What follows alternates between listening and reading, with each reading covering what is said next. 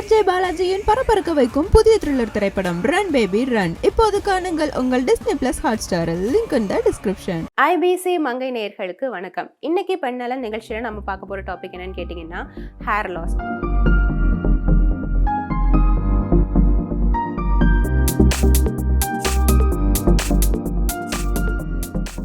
Hair க்ரோத்துக்காக நம்ம நிறைய remedies try பண்ணியிருப்போம், ஆனால் ரிசல்ட் இல்லாமல் இருந்திருக்கும். பட் ப்ராப்பராக கண்டினியூஸாக நம்ம ஃபாலோ பண்ணுறோமா அப்படின்றதான் விஷயம். ஸோ ஹேர் ஃபாலை தடுத்து ஹேர் க்ரோத்தை ப்ரொமோட் பண்ணக்கூடிய சில டிப்ஸ் தான் இன்றைக்கி நம்ம பார்க்க போகிறோம். ஸோ ஃபர்ஸ்ட் டிப்ஸ் என்னென்னு பார்த்தீங்கன்னா ஆனியன் அண்ட் கரி லீவ்ஸ். நம்ம எல்லாருக்குமே தெரியும் ஆனியனும் சரி கரி லீவ்ஸும் சரி ஹேர் க்ரோத்துக்கு ரொம்பவே ப்ரொமோட் பண்ணக்கூடிய விஷயம் அப்படின்னு சொல்லிட்டு. ஸோ இந்த ரெண்டுத்தையும் சேர்த்து ஒரு ஹேர் பேக் தான் நம்ம ரெடி பண்ண போகிறோம். ஸோ ஃபர்ஸ்ட் நம்ம என்ன பண்ண போகிறோம்னா ஆனியனை தனியாக தண்ணி ஊற்றி நல்லா கிரைண்ட் பண்ணி எடுத்து வச்சுக்கோங்க. அண்ட் இன்னொரு ஃப்ரெஷ்ஷான கண்டெய்னரில் கரி லீவ்ஸை நல்லா அரைச்சி எடுத்து வச்சுக்கோங்க. இப்போ அரைச்ச அந்த கரி லீவ்ஸில் ஆல்ரெடி அரைச்சி வச்சிருக்க ஆனியனை ஃபில்டர் பண்ணி அந்த எசன்ஸை மட்டும் ஊற்றி நல்லா மிக்ஸ் பண்ணிவிட்டு அது ஒரு பேக்காக எடுத்துக்கோங்க. உங்களுடைய ஹேரில் ஸ்கேல்பாக இருக்கட்டும், ஹேர் ஃபாலிகிள்ஸாக இருக்கட்டும், ஹேரோட அந்த எண்ட்ஸாக இருக்கட்டும், முழுக்க தலை முழுக்க அதை தடவிட்டு ஒரு 15 to 20 minutes அப்படியே வச்சுருந்துட்டு அதுக்கப்புறமா வாஷ் பண்ணிவிடுங்க. ஸோ இதை வீக்லி நீங்கள் ஒன்ஸ் பண்ணிட்டு வந்தீங்க அப்படின்னா கண்டிப்பாக அந்த ஆனியனில் இருக்கக்கூடிய சல்ஃபர் கண்டென்ட் அண்ட் உங்களுடைய ஸ்கேல்பில் அந்த கெரட்டின் ப்ரொமோஷனை நல்லாவே இம்ப்ரூவ் பண்ணி ஹேர் க்ரோத்தை நல்லா ப்ரொமோட் பண்ணும். ஸோ நம்ம எல்லாருக்கும் தெரிஞ்ச மாதிரி கரி லீவ்ஸ் அப்படின்றது ரொம்பவே நல்ல விஷயம் ஹேருக்கு.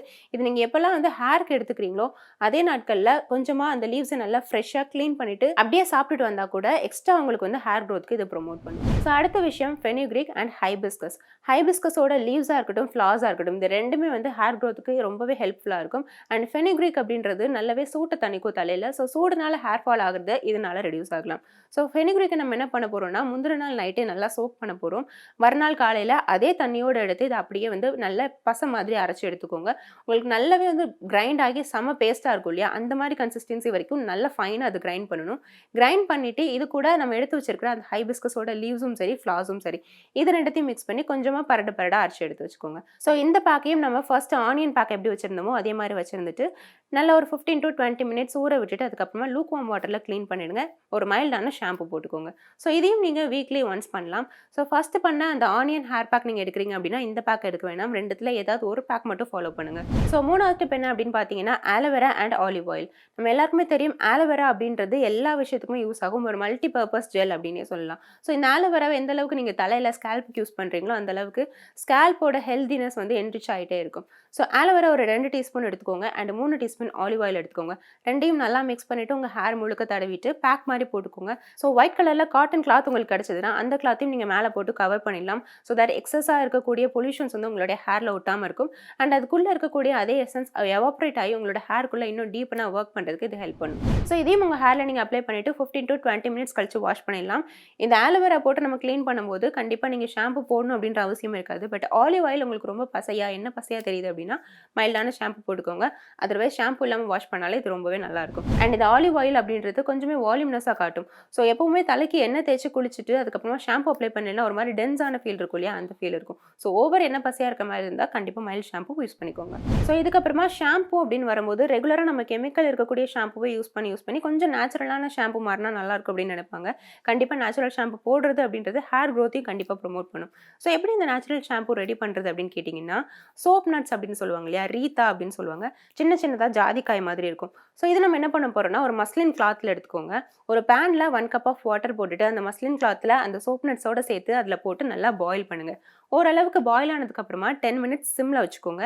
அகைன் அது நல்லா ஹீட் ஆகட்டும். நல்லா ஹீட் ஆனதுக்கப்புறமா அகைன் ஒரு 1/2 cup வாட்டர் அதில் ஆட் பண்ணி 10 minutes அப்படியே சிம்மில் வச்சுருங்க.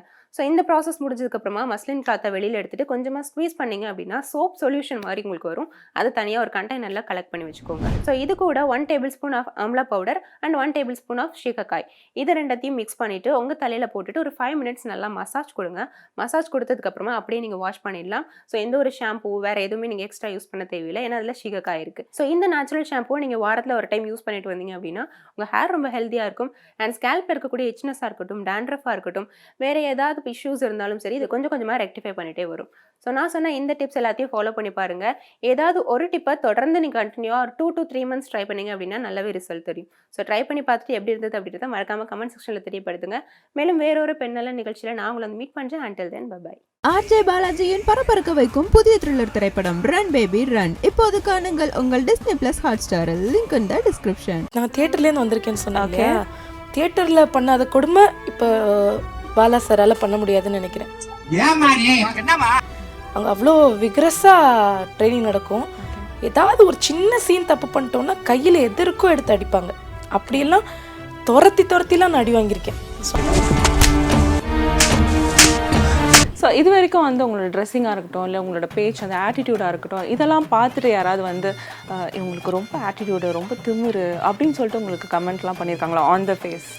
அது நான் பேசினதுக்கப்புறம் இல்லை, ஃபஸ்ட்டு என்னை பார்த்தாலே திமிராக தான் தோணும். அது நிறைய பேர் பின்னாடி பிற்காலங்களில் சொல்லியிருக்காங்க. அப்புறம் தான் தெரியும் நான் ரொம்ப காமெடி பீஸ்னு. தேவையா, எதுக்கு இந்த மாதிரிலாம் போடணும், இந்த வயசில் எப்படி தேவையா? ஏன்னா அப்படி இருக்கிற கமெண்ட்ஸ் தான் அதிகமாக வரும் நம்ம சோஷியல் மீடியாவில். ஸோ அந்த மாதிரி யாராவது உங்களுக்கு கமெண்ட் பண்ணிட்டாலும் நான் கேட்பேன், உனக்கு இது தேவையா? இது நான் 3000 ரூபாய் செலவு பண்ணி நீ கொடுத்தியா?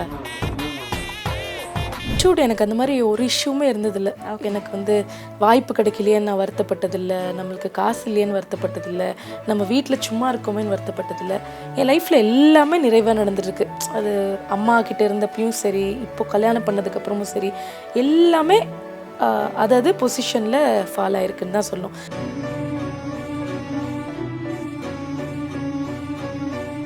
வாய்ப்பு இல்லைன்னா நான் என்றைக்குமே கவலைப்பட்டதில்லை. I am happy with what I have.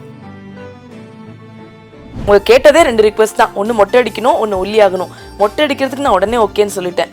But ஒல்லி ஆகுதுங்கிறது எனக்கு ஆசை தான். ஆனால் எவ்வளோ நாள் எடுத்துக்கும் என் உடம்புன்னு தெரியாது. ஸோ அதனால அது கொஞ்சம் எனக்கு கஷ்டமோன்னு தோணுது.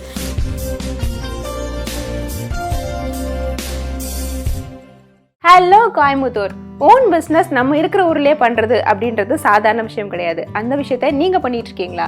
உங்களை பார்க்கறதுக்காக நாங்கள் வரோம். Yes, we are coming to Coimbatore. உங்களை பற்றியும் உங்களோட தொழில் பற்றியும் ஒரு நேர்காணல் நாங்கள் எடுப்போம். அது மூலமாக பல பேருக்கு உங்களை பற்றி தெரியறதுக்கான வாய்ப்புகள் இருக்குது. உங்களுக்கும் இன்ட்ரெஸ்ட் இருக்குது அப்படின்னா உடனே ஸ்க்ரீனில் தெரியிற நம்பருக்கு கால் பண்ணுங்கள். உங்களுடைய நேர்காணலுக்காக நாங்கள் வெயிட் பண்ணிட்டு இருக்கோம்.